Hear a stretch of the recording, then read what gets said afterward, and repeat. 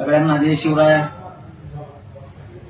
आपण या निवडणुकीत मुंबईसह महाराष्ट्रात आपण कोणालाही कुठल्याच प्रकारचा कसलाच पाठिंबा दिलेला नाही.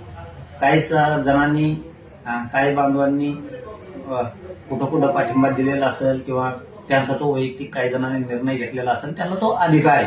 त्यांचा अधिकार आपण हिसकून नाही घेऊ शकत. परंतु मी स्वतः कोणालाही कुठला पक्ष नाही, महाविकास आघाडी नाही किंवा महायुती नाही, आपण कोणालाही पाठिंबा कसल्याच प्रकारचा दिलेला नाही. कोणाचे काही पत्रक प्रसिद्ध झाले असतील पाठिंब्याचे किंवा अनेक काही मुंबईमध्ये काही प्रकार झाले असतील, परंतु माझा कोणालाही अक्षरशः खरं सांगतो कसं कुठलाही पाठिंबा नाही. पूर्वीचे कधीचे काळीचे तरी कुठले व्हिडिओ काढलेत आणि त्या माध्यमातून कुठंतरी ते व्हायरल केले जातात, अशी काहीतरी एक माहिती मिळाली. म्हणून एक माझी सगळ्यांना नम्रपणे विनंती की आमचा कोणालाही कसलाही पाठिंबा नाही. कोणाचं काही पत्रक कोणी काढलं असून पाठिंब्याचं, त्या पत्रकाबद्दल सुद्धा ते त्यांचा वैयक्तिक अधिकार आहे, तो त्यांचा वैयक्तिक निर्णय आहे. माझा म्हणून मी कोणालाही पाठिंबा दिलेला नाही. हे सगळ्यांनी बांधवांनी सगळ्यांनी समजून घ्यावं. ना महायुती ना महाविकास आघाडी. ते मुंबई असेल, मुंबई सुद्धा महायुतीलाही नाही आणि महाविकास आघाडीला पण नाही.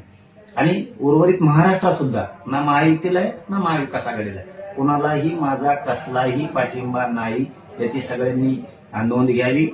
चळवळीत असणाऱ्या पोरांना मात्र सगळ्यांनी लक्ष ठेवलं पाहिजे.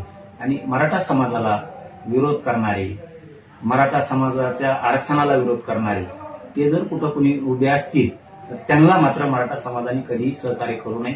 शेवटी ते मराठ्यांच्या लेकरांच्या मुळावर उठणारे लोक असतात, हे मराठा समाजाने समजून घ्यावं. पुन्हा एकदा तेच सांगतो की पूर्वीच्या कधीच्या क्लिप बाहेर काढून ते आता व्हायरल करून पाठिंबा असं जर कोणी म्हणत असेल तर ते चुकीचं आहे. मी मुंबईसह महाराष्ट्रात कुठंही ना महायुतीला ना महाविकास आघाडीला कुठेही मी पाठिंबा दिलेला नाही.